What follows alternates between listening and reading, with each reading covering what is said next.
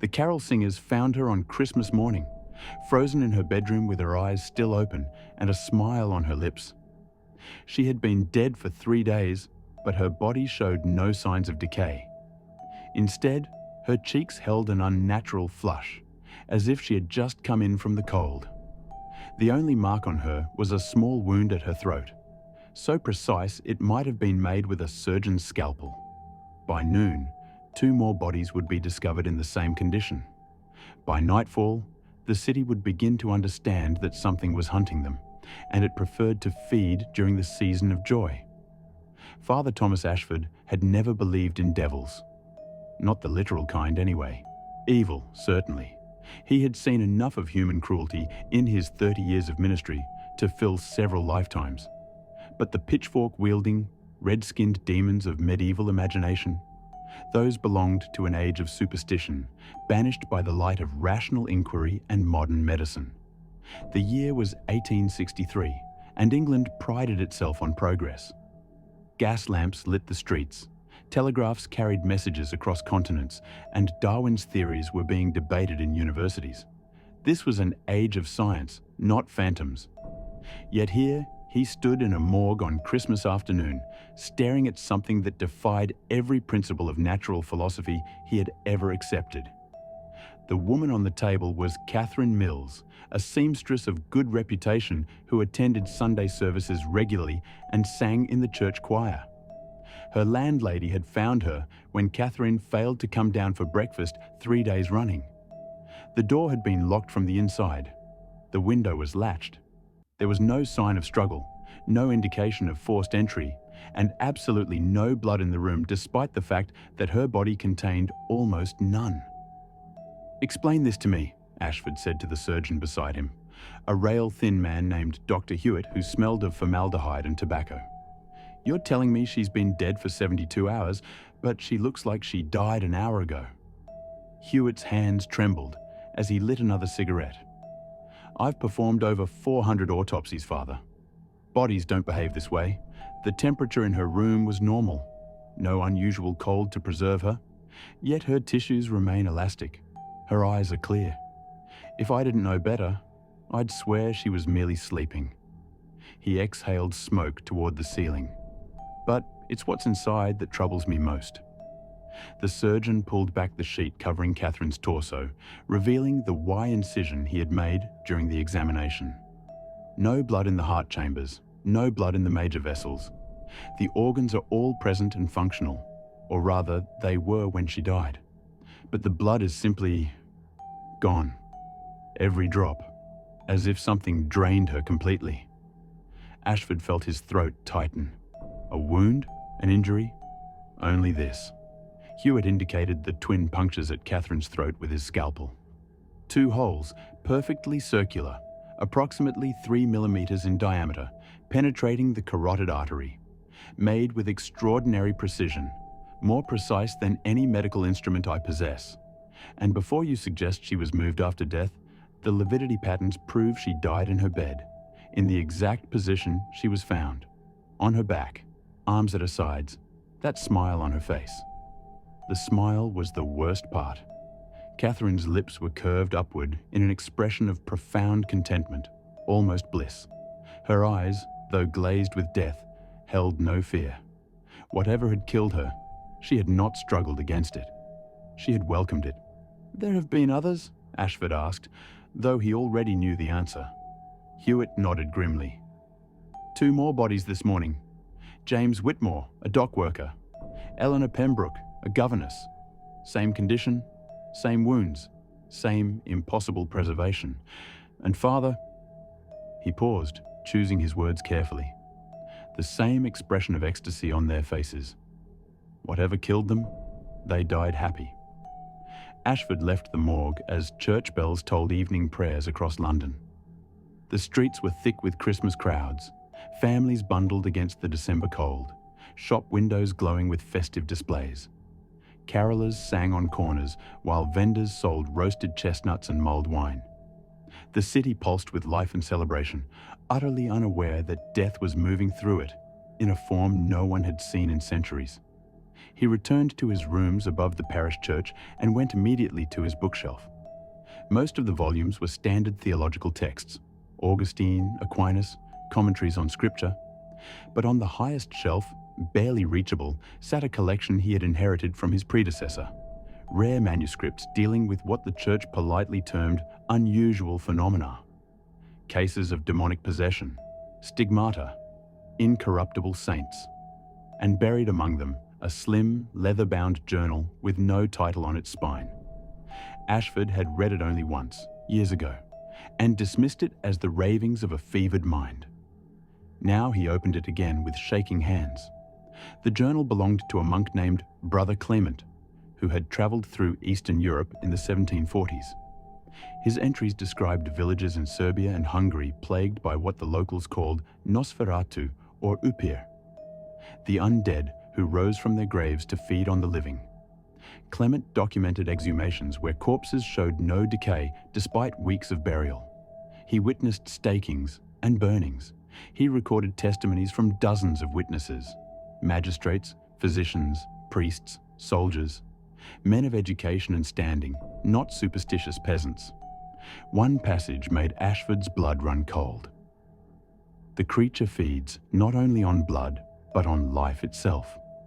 The victims die with expressions of profound pleasure, for in those final moments, the Nosferatu shares with them a vision of immortality, a promise that death is not the end, but a transformation. This is the devil's greatest deception, to make damnation appear as salvation. Ashford set the journal down and walked to his window, looking out over the dark streets below. Gas lamps created pools of yellow light, but between them stretched shadows deep enough to hide anything. Somewhere in those shadows, something ancient was hunting, and it had chosen Christmas, the season celebrating Christ's birth, the promise of resurrection and eternal life, to mock everything the church held sacred. The fourth victim was discovered on Boxing Day in a workhouse on the city's eastern edge. The fifth and sixth came on the 27th, a brother and sister found in their beds, drained and smiling. By the 28th, panic was beginning to spread. Newspapers ran sensational headlines. Mysterious plague strikes London. Doctors baffled by bloodless deaths. The police increased patrols. Physicians proposed theories ranging from toxic gas to a new form of hemorrhagic fever. But none could explain the wounds, the preservation, or the victims' expressions. Ashford spent those days visiting the families of the deceased, offering what comfort he could while privately conducting his own investigation. He spoke to neighbours, examined the death scenes, searched for patterns. What he discovered was this: every victim had been seen in the days before their death in the company of a stranger, a gentleman of exceptional beauty and refinement who had appeared in the neighbourhood only recently. No one knew his name or where he lodged. He dressed in expensive but slightly outdated clothing. He spoke with a cultured accent that suggested continental origins, and everyone who met him remarked on his eyes, pale blue, almost colourless, with an intensity that was simultaneously captivating and unsettling. "He asked about the church," said Mrs. Whitmore, the widow of the dock worker. "Wanted to know if we were religious folk, if we attended services regular-like. James told him we did, every Sunday, without fail. The gentleman seemed pleased by that. Said something peculiar, that faith made the blood richer. I thought he was speaking poetically, you understand. Now I wonder..." On the evening of December 29th, Ashford received an unexpected visitor at his church. He was in the sanctuary preparing for the next morning's service when he heard the main door open and close with a soft thud.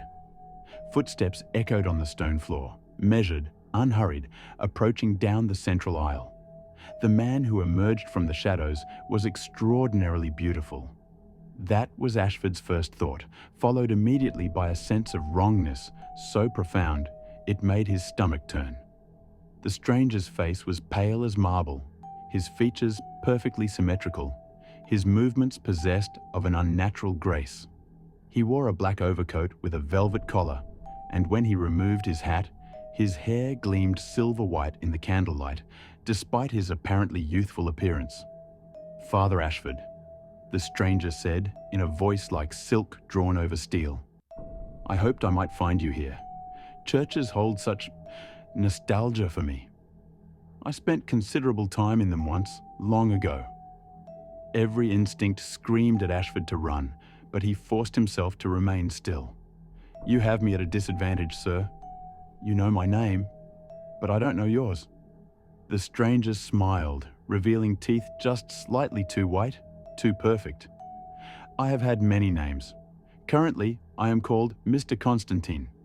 I come to you with a proposition, Father, or perhaps a warning. The distinction has always been unclear to me." "A warning about what?" "About your investigation into the recent deaths.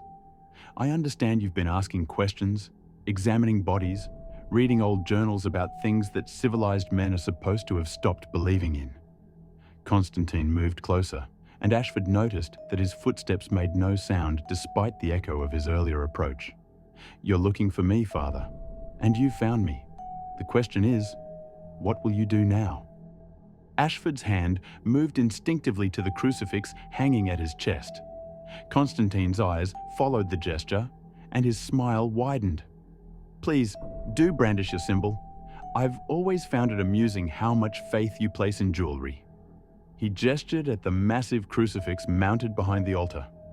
"That piece of wood and metal cannot protect you, Father. If I wished you dead, you would already be cold on these stones. But I did not come to kill you. I came to explain." "Explain what? How you've murdered 7 innocent people?" "Murdered?" Constantine's expression became thoughtful. "An interesting choice of words. Tell me, Father, when you slaughter a lamb for your supper, do you consider it murder? When you crush an insect beneath your heel?" "No. These are simply the natural order of things. Higher beings consuming lower ones. I am to you what you are to cattle, a predator so far above you on the hierarchy of existence that concepts like murder become meaningless. You're not above us. You're beneath us. You're dead. An abomination wearing a corpse like a costume." For the first time, genuine emotion crossed Constantine's face, a flash of anger that made his eyes glow with pale fire. "Dead? I have walked this earth for 600 years, Father. I have seen empires rise and crumble, watched your species evolve from feudal barbarity to industrial barbarity, and I will still be here when your grandchildren's grandchildren are dust. You speak to me of death? You, whose life will flicker out in mere decades? I am more alive than you could ever hope to be." He moved with impossible speed, crossing the distance between them in a heartbeat. Ashford found himself pressed against the altar, Constantine's face inches from his own. The creature's breath was cold and carried a faint smell of copper. "I feed on you because I must," Constantine whispered, "just as you must eat and breathe. But I am not without mercy, Father. I give my victims a gift in their final moments, a vision of what awaits them if they join me. Eternal life, freedom from disease, from aging, from the terror of oblivion that haunts every moment of human existence. That is why they die smiling. They die having glimpsed paradise. It's not paradise, it's damnation." "Is it?" Constantine released him and stepped back. "How do you know, Father? Have you died? Have you seen what lies beyond? Or do you simply repeat what your dusty books tell you must be true? I offer certainty, eternal existence. You offer only faith in promises that can never be verified." Ashford steadied himself against the altar, his heart pounding. "If your existence is so glorious, why do you hide? Why do you hunt at night and flee the sun? Why do you need permission to enter homes? And why do mirrors refuse your reflection? You're not a higher form of life. You're a parasite, a disease, and diseases can be cured." Constantine's expression hardened. "I came here to offer you a choice, Father. Stop your investigation. Forget what you've learned. Let me feed in peace, and I will leave this city when I have had my fill. Continue to pursue me, and I will make examples of everyone you love. Your housekeeper." The children in your Sunday school, the old women who polish your altar rails. I will drain them one by one while you watch, helpless to stop me. Why not just kill me now? Because you interest me.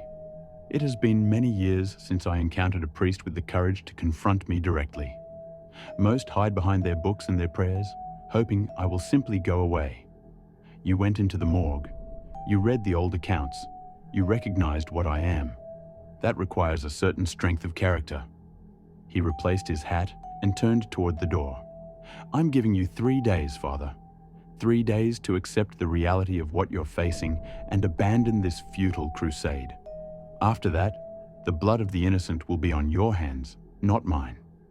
He was gone before Ashford could respond, dissolving into the shadows near the door, as if he had never been there at all. The priest stood alone in the sanctuary, shaking with a mixture of terror and rage. For several minutes, he could only breathe, trying to process what had just occurred. Then he knelt before the altar and prayed with an intensity he had never felt before. Not the formal prayers of liturgy, but desperate, half-formed pleas for guidance, for protection, for the strength to face what was coming. When he rose an hour later, his decision was made. He would not hide. He would not let this creature continue killing. Even if it meant his own death, he would find a way to stop it. The next morning, Ashford visited every library and rare book dealer in London, searching for anything that might help him. Most of what he found was useless. Gothic novels and penny dreadfuls that sensationalized the vampire into romantic fiction. But in a dusty shop near the British Museum, he discovered a medical text from the previous century that contained a first-hand account of vampire investigations in Eastern Europe. The author, an Austrian military surgeon, had participated in official exhumations and documented his findings with clinical precision. He described the telltale signs: bodies that remained fresh weeks after burial, blood in the mouth and around the lips, a ruddy complexion despite death. He also documented the methods used to destroy them: decapitation, burning, or a wooden stake through the heart. But he added a crucial detail that most accounts omitted. The vampire must be destroyed during the day, while it rests in its grave. At night, it possesses strength and speed far beyond human capability. Ashford spent the rest of that day and the next trying to determine where Constantine might be sleeping. The creature would need somewhere dark, secure, and undisturbed, somewhere he could rest without fear of discovery. The priest investigated abandoned buildings, old crypts, and forgotten cellars throughout the city. He found nothing. On New Year's Eve, the third day of Constantine's deadline, another body was discovered. This time, it was a child, a 10-year-old girl from Ashford's own congregation, found in her bedroom with the now familiar wounds and that horrible smile frozen on her young face. Her name was Emma Hartley, and she had sung Silent Night at Christmas Eve services just a week earlier. Ashford stood over her body in the morgue, looking at her pale face and feeling something break inside him. This thing, this abomination, had killed a child to prove a point, to demonstrate its power and his impotence. Dr. Hewitt stood beside him, no longer attempting to maintain professional detachment. "There will be more, won't there?" the surgeon said quietly. "It's not going to stop." "No," Ashford replied. "It won't. Not unless I stop it." That evening, as midnight approached and the city prepared to ring in the new year with bells and celebrations, Ashford returned to his church alone. He had no plan, no strategy, only a desperate faith that somehow God would provide an answer. He knelt before the altar and prayed until his knees ached and his voice grew hoarse. At 11:30, the church door opened again. Ashford didn't need to turn around to know who had entered. "I gave you 3 days," Constantine said from the shadows. "You did not choose wisely, Father. I chose the only way I could." Ashford stood and turned to face the creature. "I cannot stand aside while you murder innocent people. Child or adult, rich or poor, every life is sacred, every soul matters. Even mine." There was something almost vulnerable in Constantine's voice. "Do you pray for my soul, Father? Do you ask your God to redeem me?" Yes, every night since I learned what you are." The vampire was silent for a long moment. Then he laughed, a bitter, hollow sound. 600 years I have walked this earth, and you are perhaps the third holy man who ever bothered to pray for me, rather than simply trying to destroy me. The irony is almost unbearable. But prayers won't save either of us from what comes next. He moved forward into the candlelight, and Ashford saw that his appearance had changed. The veneer of humanity had cracked. His skin was paler, stretched tight over bones that seemed too prominent. His eyes glowed with that pale fire. His fingers had elongated into claws. He looked like what he was, a predator, ancient and terrible. "I'm going to kill you now," Constantine said, almost apologetically. "And then I'm going to kill everyone in your parish, one by one, until this church stands empty and your God's absence is undeniable to all who witness it. Not because I'm evil, Father, but because I am hungry, and your faith, strong as it is, cannot satisfy that hunger." He sprang forward with inhuman speed. Ashford had no time to react, no chance to flee. In an instant, Constantine's hand was at his throat, lifting him off his feet with impossible strength. The priest felt cold fingers pressing against his carotid artery, felt the creature's breath on his neck. Then something extraordinary happened. The crucifix Ashford wore, a simple silver cross he had received at his ordination, began to glow with white light. Not bright, not blinding, but steady and pure. Where it touched Constantine's hand, smoke rose and flesh seared. The vampire screamed and released him, stumbling backward. "That's not possible," Constantine hissed, staring at his burned palm. "Faith alone doesn't. Symbols have no power unless—" He looked at Ashford with something approaching awe. "You actually believe. Not intellectually, not as doctrine.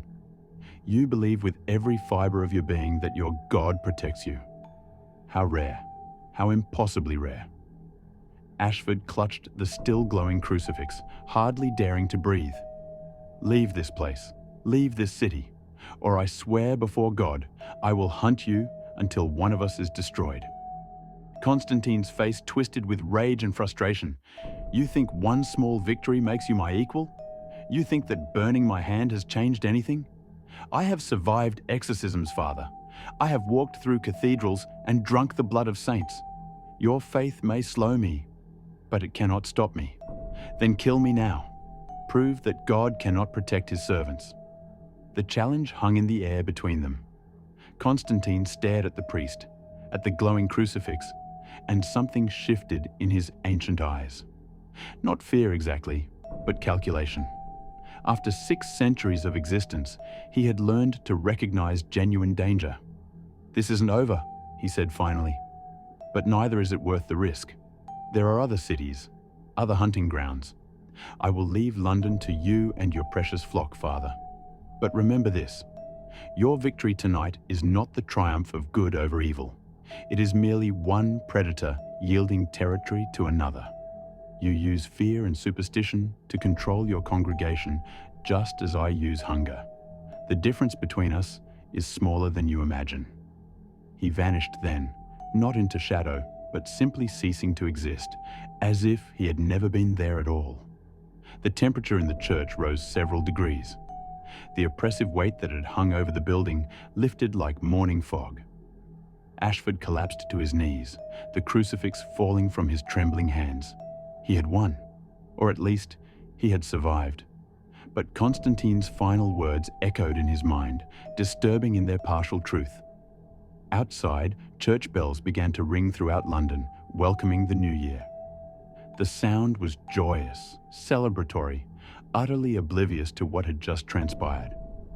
Ashford remained on his knees in the empty church, wondering what it meant to have faith strong enough to burn a vampire's flesh, yet not strong enough to answer the doubts it had planted in his soul. The deaths stopped that night. No more drained bodies appeared, no more mysterious wounds. The epidemic, as the newspapers had termed it, simply ended as abruptly as it had begun. The authorities never found a satisfactory explanation. Theories ranged from mass hysteria to a peculiar toxin that had somehow worked its way through the water supply. Life in London returned to normal, but Ashford never forgot.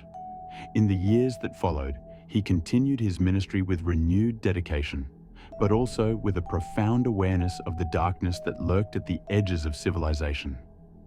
He kept Brother Clement's journal close, added his own observations to it, and left instructions that it be passed to his successor.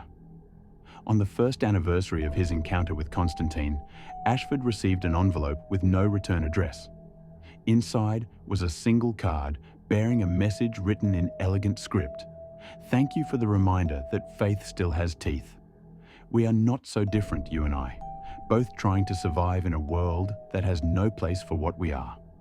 Perhaps in another century, when your church has crumbled to dust and my kind have inherited the earth, someone will remember that once, briefly, we faced each other as equals. K." Ashford burned the card and never spoke of it to anyone. But sometimes, on winter nights when the shadows grew long and the temperature dropped, he would stand at his window and wonder if Constantine was out there somewhere, feeding under distant stars, waiting patiently for faith to fade so he could return. The vampire had been right about one thing. The difference between them was uncomfortably small. Both were relics of ages past, trying to survive in a world increasingly hostile to mystery. Both required others to sustain them, one feeding on blood, the other on belief. And both understood, in their own ways, that the greatest horror was not death, but meaninglessness, the void that awaited when all purpose was stripped away. On the night Father Thomas Ashford died 30 years later, surrounded by his congregation and at peace with his God, his last words were reported to be, "Pray for the lost. Pray especially for those so lost they no longer remember what they've lost." Those present assumed he spoke of sinners in general, but his successor, reading through the journals Ashford left behind, understood the truth. The old priest had never stopped praying for the creature who spared him that New Year's Eve, had never stopped hoping that even a monster 6 centuries old might somehow find redemption. Whether those prayers were answered, no one can say.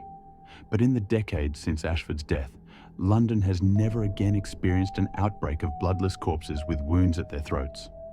Whether this is because the vampire kept his word and never returned, or because he learned to hunt more carefully, or because he finally found the peace that had eluded him for 600 years. That remains a mystery. Some mysteries, perhaps, are meant to remain unsolved. Some darkness is too deep to illuminate completely.